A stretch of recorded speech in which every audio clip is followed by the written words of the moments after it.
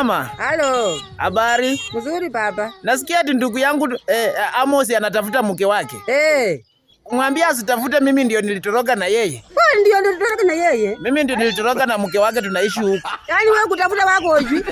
Mama, sasa unajua mimi wasichana walikuwa wamenikatana, naona shemeji anaanza kunichekea.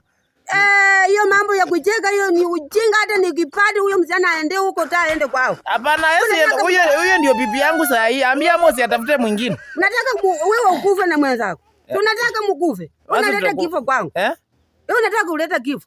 Sasa mama, nitafanyaje na mimi wasichana wanitaki? Sasa ungeambia wa ndugu yako akutafutie yako wako. Si kujua, lakini sasa unajua shemeji pia yeye sasa. Huyo si bibi. Fukuza aende, huyo si bibi analeta kifo kwangu. Nitafukuza aje na ako na mimba? Hata akiwa na mimba si yako, ni ya ndugu yako. Hiyo mimba ya ndugu yako si yako. Mama shwari.